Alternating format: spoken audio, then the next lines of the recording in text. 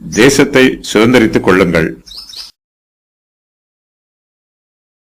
அதிகாரம் அன்று சேயீர் மலை வழியாய் ஓரேபுக்கு 11 நாள் பிரயாண தூரத்திலுள்ள காதேஸ் பர்னேயாவிலிருந்து சூப்புக்கு எதிராகவும் பாரானுக்கும் தோப்பேலுக்கும் லாபானுக்கும் ஆசரோத்துக்கும் திசாகாபுக்கும் நடுவாகவும் இருக்கிற யோர்தானுக்கு இக்கரையான வனாந்தரத்தின் சமனான வெளியிலே வந்தபோது மோசே இஸ்ரவேலர் எல்லாரையும் நோக்கி சொன்ன வசனங்களாவன. எஸ்போனில் குடியிருந்த எமோரியரின் ராஜாவாகிய சீகோனையும் எத்ரேயின் அருகே அஸ்தரோத்தில் குடியிருந்த பாசானின் ராஜாவாகிய ஓக் என்பவனையும் மோசே முறியடித்த பின்பு 40ஆம் வருஷம் 11ஆம் மாதம் முதல் தேதியிலே மோசே இஸ்ரவேல் புத்திரருக்கு சொல்லும்படி தனக்கு கர்த்தர் விதித்த யாவையும் அவர்களுக்கு சொன்னான். யோர்தானுக்கு இப்புறத்தில் இருக்கிற மோவாபின் தேசத்தில் மோசே இந்த நியாயப்பிரமாணத்தை விவரித்து காண்பிக்கத் தொடங்கி, ஓரேபிலே நம்முடைய தேவனாகிய கர்த்தர் நம்மோடே சொன்னது என்னவென்றால், நீங்கள் இந்த மலை அருகே தங்கியிருந்தது போதும்.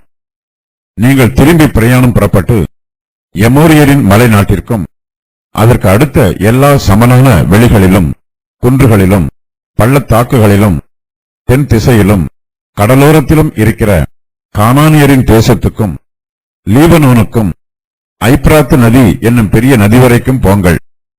இதோ இந்த தேசத்தை உங்களுக்கு முன்பாக வைத்தேன். நீங்கள் போய் கர்த்தர் உங்கள் பிதாக்களாகிய ஆபிரகாமுக்கும் ஈசாக்குக்கும் யாக்கோபுக்கும் அவர்களுக்கு பின்வரும் அவர்கள் சந்ததிக்கும் ஆணையிட்டுக் கொடுத்த அந்த தேசத்தை சுதந்தரித்துக் கொள்ளுங்கள் என்றார். மோசே இஸ்ரவேல் சபையாருக்கு தன்னுடைய கடைசி செய்தியை பிரசங்கம் பண்ணுகிறார். இந்த பிரசங்க செய்தி சொல்லப்பட்ட காலமும் இடமும் இந்த வசன பகுதியில் சொல்லப்பட்டிருக்கிறது. இஸ்ரவேல் சபையார் யோர்தானுக்கு இக்கரையான வனாந்திரத்தின் சமமான வெளியிலே வந்திருக்கிறார்கள். இது மோவாபின் சமவெளிகளாகும். இஸ்ரவேல் புத்திரர் மோவாபின் சமவெளிகளில் இருந்து கானான் தேசத்திற்குள் பிரவேசிக்க ஆயத்தமாய் இருக்கிறார்கள். அந்த தேசத்திலே அவர்கள் கானானியருக்கு விரோதமாக யுத்தம் பண்ண வேண்டும். ஆனால் மோசேயோ இஸ்ரவேல் சபையாருக்கு யுத்தம் பண்ணுவது சம்பந்தமான செய்தியை சொல்லாமல் ஆவிக்குரிய செய்திகளை சொல்லுகிறார். அவர்கள் கர்த்தருடைய பிரமாணத்திற்கும் கட்டளைகளுக்கும் நியமங்களுக்கும் எவ்வாறு கீழ்ப்படிந்து ஜீவிக்க வேண்டும் என்று மோசே அவர்களுக்கு ஆலோசனை சொல்லுகிறார். இஸ்ரவேல் சபையார் எகிப்து தேசத்தில் இருந்து புறப்பட்டு 40 வருஷங்கள் முடிவு பெறும் சமயமாய் இருக்கிறது. வசந்த காலம் போல புதிய காலம் இஸ்ரவேல் சபையாரை வரவேற்பதற்கு ஆயத்தமாய் இருக்கிறது. அவர்கள் கர்த்தருடைய நன்மையான ஈவுகளை அனுபவிக்கப் போகிறார்கள். இந்த சூழ்நிலையில் கர்த்தர் இஸ்ரவேல் புத்திரருக்கு ஏற்கனவே சொன்ன கட்டளைகளையும் பிரமாணங்களையும் நியமங்களையும் மோசே அவர்களுக்கு ஞாபகப்படுத்துகிறார். சேயீர் மலை வழியாய் ஓரேபுக்கு 11 நாள் பிரயாண தூரத்தில் உள்ள காதேஸ் பர்னேயாவிலிருந்து சூப்புக்கு எதிராகவும் பாரானுக்கும் தோப்பேலுக்கும் லாபானுக்கும் ஆசரோத்துக்கும் திசாகாபுக்கும் நடுவாகவும் இருக்கிற யோர்தானுக்கு இக்கரையான வனாந்திரத்தின் சமனான வெளியிலே வந்தபோது மோசே இஸ்ரவேலர் எல்லோரையும் நோக்கி சொன்ன வசனங்களாவன என்று இந்த அதிகாரத்தின் ஆரம்பத்தில் முன்னுரையாக சொல்லப்பட்டிருக்கிறது.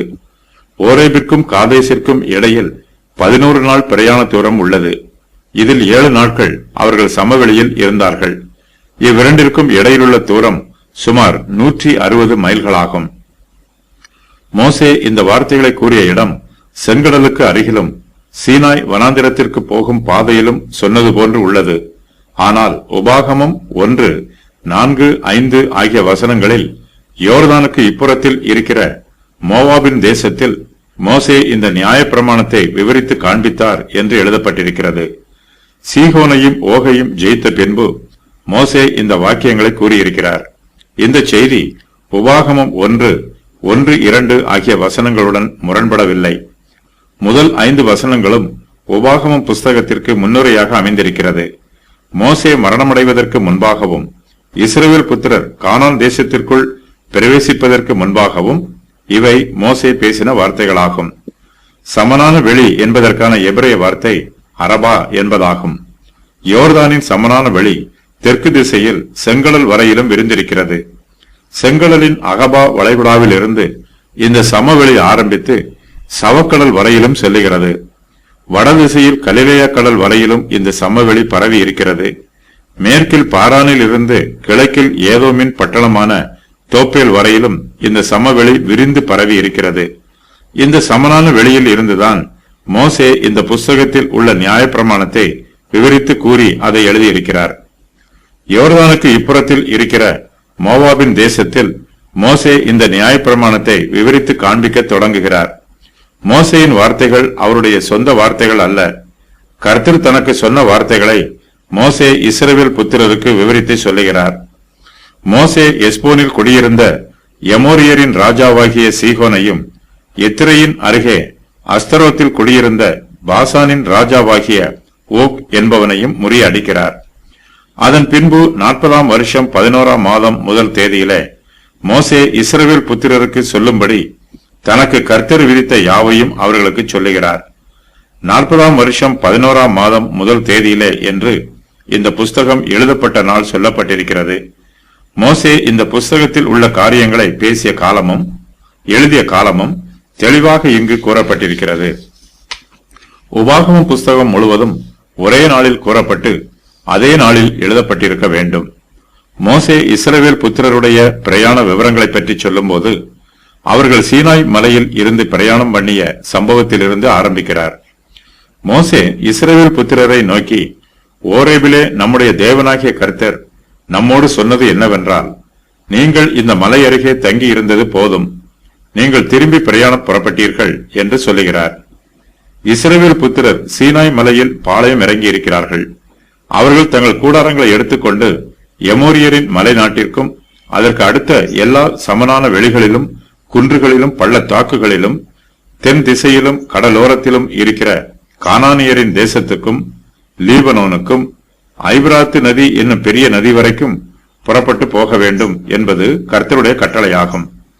இஸ்ரவேல் சபையார் சீனாய் மலை அருகே அநேக நாட்களாக தங்கி இருக்கிறார்கள். ஆகையினால் நீங்கள் இந்த மலை அருகே தங்கியிருந்தது போதும் என்று கர்த்தர் சொல்லுகிறார். இஸ்ரவேல் சபையாரை தாழ்த்துவதற்காகவும் வாக்குத்தத்த தேசத்தை சுதந்தரிப்பதற்கு அவர்களை ஆயத்தம் பண்ணுவதற்காகவும் அவர்கள் மத்தியிலே தம்முடைய பிரமாணத்தை சொல்லுவதற்காகவும் கர்த்தர் அவர்களை இந்த மலை அருகே அழைத்து வந்திருக்கிறார். கர்த்தர் தம்முடைய தெய்வீக சித்தத்தின் பிரகாரமாக தம்முடைய ஜனங்களை வழிநடத்துகிறார். அவருடைய சித்தத்தின் பிரகாரமாகவே இஸ்ரவேல் சபையாருக்கு ஒவ்வொரு சம்பவமும் நடைபெறுகிறது. கர்த்தர் சில சமயங்களில் அவர்களுக்கு ஆவிக்குரிய பிரச்சனைகளை அனுமதிக்கிறார். அவர்களுடைய சரீரத்தையும் மனதையும் துன்பப்படுத்துகிறார்.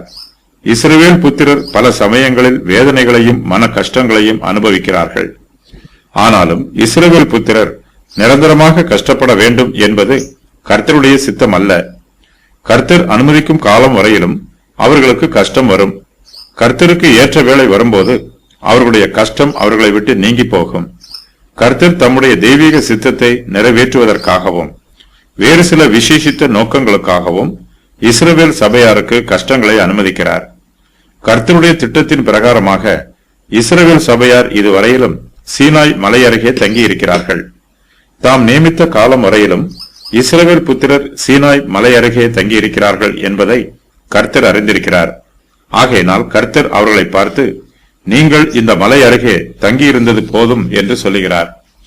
கர்த்தர் அவர்களுடைய கஷ்டங்களில் இருந்தும் மனவேதனைகளில் இருந்தும் விடுதலையை கட்டளையிடுகிறார். அவர்கள் ஆவிக்குரிய அடிமைத்தனத்திலிருந்து ஆவிக்குரிய சுவீகார ஸ்தானத்திற்கு புறப்பட்டு போகிறார்கள். அவர்களுக்கு ஆவிக்குரிய பயங்கரத்தில் இருந்து விடுதலை கிடைத்திருக்கிறது.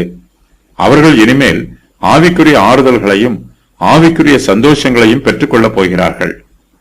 மேலும் எவர்கள் தேவனுடைய ஆவியினால் நடத்தப்படுகிறார்களோ அவர்கள் தேவனுடைய புத்திரராய் இருக்கிறார்கள்.